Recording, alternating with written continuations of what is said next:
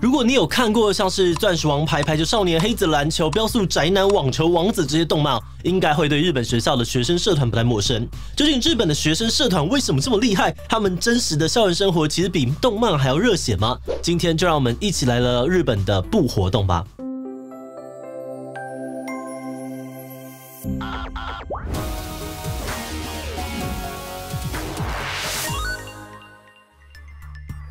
Hello， 大家好，我是志奇。今年的国庆，总统府首度邀请了国外的表演团体，来自京都橘高校的吹奏部，带来了超精彩的演出。有不少人认为这是今年国庆最好看的表演。京都橘高校吹奏部又被称为是橘色恶魔，他们不只是国际管乐比赛的常胜军，也常常受邀到海外演出，堪称国际一流的表演团队。许多台湾人看完了他们的演出感到不可思议，平平都是高中生，为什么日本人可以这么强？日本的学生社团到底有多厉害？为了社团，他们究竟付出了多少努力呢？开始之前，先让我们进一段工商服务时间。最近志奇团队在招募厉害的新伙伴喽！我们想要征求全职的影片内容企划，跟我们一起追时事、聊议题、写脚本、发想节目企划，迎接各种经营频道会遇到的挑战。不管你有什么样的知识领域专长，只要你擅长写作，很会收集资料，逻辑清晰，具备独到的观点，而且乐于沟通，能把复杂的东西简单说清楚，那你就是我们希望能邀请到的人才。那当然，如果你已经有文字、影音创作或者是节目频道经营的相关经验，那就更棒喽。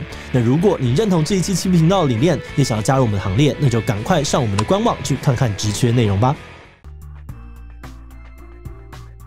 京都橘高校吹奏部被称为是全世界最耗体力的行进乐队。每次演出呢，他们都是一边吹奏着乐器，一边跳着轻快的舞蹈。那无论是这个乐曲有多么的紧凑，舞蹈有多复杂，橘高校的学生们总是脸不红气不喘，还可以随时挂着招牌的橘式笑容，让许多人觉得不可思议。其实他们能够有这样子的能耐归功于平日扎实到不行的练习。根据学生们的说法呢，他们每天平均会练5个小时左右，假日基本上也都要练习。而他们更是特别着重核心肌群、肺活量的训练，来应付演出时庞大的肺活量。另外，橘色恶魔也有非常独特的弱指导法。他们乐队的指导老师相信比起由上而下权威式的管教，由学生来指导学生会是一个更有效的做法。在橘高校的乐队里面呢，大多是由学长姐负责照顾、督促学弟妹的练习，师长从不会过度插手。而学弟妹为了不辜负学长姐的期待，自然会付出更多的努力，最终整个社团才会越来越进步，也越来越有向心力。而这也是橘色恶魔如此强大的秘密。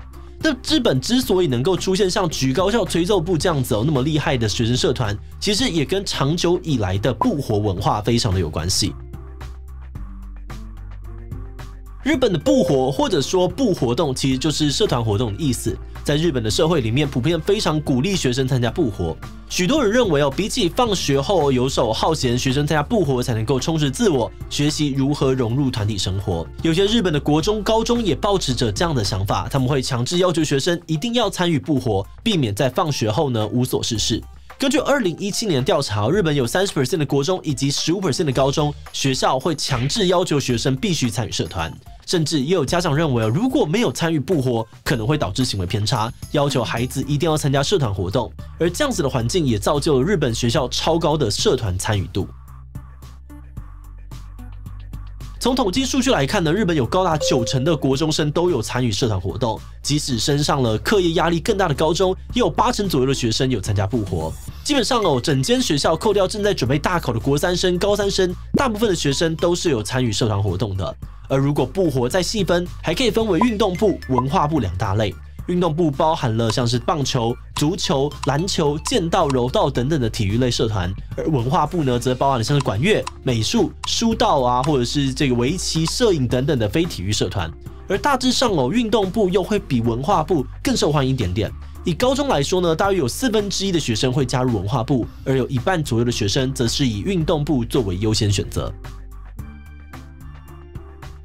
日本大部分的高中都是在下午的3点到4点之间放学，而放学之后就是学生可以自由从事部活的时间了。平均而言呢，日本的高中生每天会投注2个小时左右在社团上面，而部分要求较高的球队乐队也会有更多加练的时段。他们的训练强度可能不亚于台湾的体育班跟音乐班。举个例子，日本高中棒球的霸主大阪桐蔭野球部，他们的训练呢是全球数1数2的扎实。每个加入野球部的新生都有着被操爆的觉悟，不止平日常常会练到晚上10点，假日呢也都是要全心投入在练习上面。而在日常生活上，大阪桐蔭也有极为严格的要求，全部的球员都要住宿舍，还禁止使用智慧型手机，禁止随外出。每1-2个月呢，球员才会有1天可以去便利商店买点小东西，或是跟自己的父母见面吃个饭。在军事化的管理下，大阪桐蔭野球部成为了全国比赛的常胜军，也孕育出了多位日本职棒的顶尖球员，被球迷们称为是职棒预备军。那虽然说大阪桐蔭的案例可能比较极端一点点，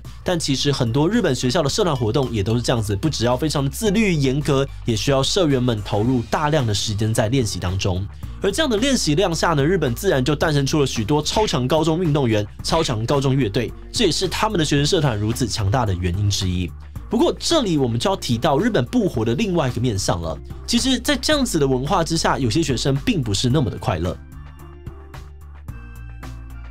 有些部活为了加强管理会有严明的上下级关系，尤其在一些竞技相关的社团，学长姐严格管教学弟妹是非常常见的事情。但当尺度没有拿捏好时，这样的模式可能会演变成霸凌的行为。另外一方面，不少社团为了成为最强高校，夺下全国优胜日本一的名号，练习时间长到不太合理。日本体育厅建议学生在部活投入的时间以平日2小时、假日3小时为上限，但根据统计，有超过40% 的国中和超过70% 的高中学生的部活时间都超过了这样的建议。以上的状况呢，让少数的学生觉得难以负担参加部活反而变成他们另外一个压力来源。那虽然大家可能会想说，如果玩社团压力这么大，那退出不就好了吗？但实际上对不少日本学生来说，如果突然退社，可能会给其他的部员带来困扰，甚至会被大家给讨厌排挤，影响自己在学校的人际关系。而且在申请大学甚至是找工作的时候，有些单位还会看你当年的部活参与程度跟表现来评估你的个人特质。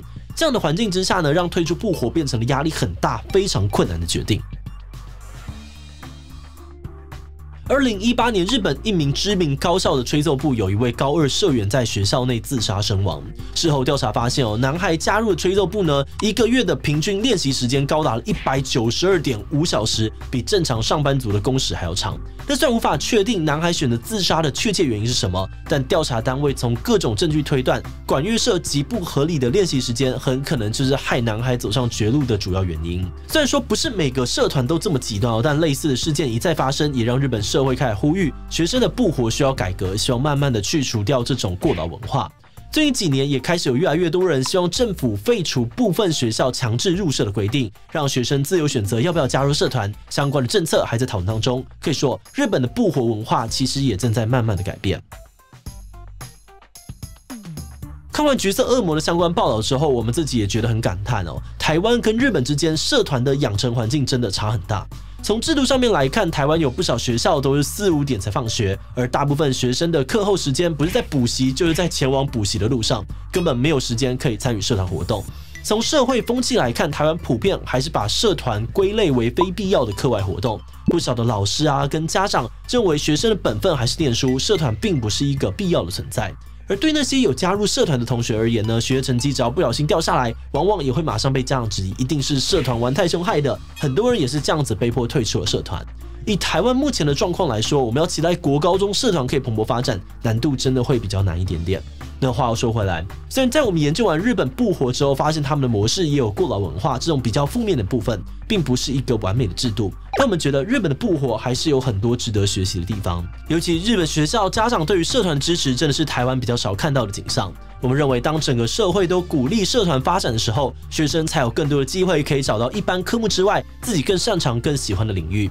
就像现在很多台湾高中生在写学习历程档案时都很烦恼，不太晓得多元表现要写些什么。可能在他们的学校根本没有太多社团可以选择，自然也就很难有机会在其他的领域有特殊的表现。我们希望学校可以提供更多支持给社团，这除了是让学生更了解自己未来的方向之外，对整个社会来说，多样的学生社团更是人才的摇篮。未来在运动、艺术、音乐、舞蹈等等的产业，也都会有更多参与人口的出现。那如果真的能够打造这样子的环境，无论是对于学生自己或社会，应该都是一件好事吧。好的，那这集到这边哦，今天想问大家，在你读高中的时候，你的学校有社团活动吗？ A 有，学校非常开明，很支持我们玩社团。B 有，但学校只是做做样子，社团根本没有实际运作。C 没有，学校非常反对学生参加社团。D 其他留言告诉我们吧。最后，如果你喜欢今天的影片，欢迎分享出去，让更多人认识日本的部活动。此外呢，也可以点击这个地方看看学长解制以及第8节课的讨论。那么今天的这一期就到这边告一段落，我们就明晚再见喽。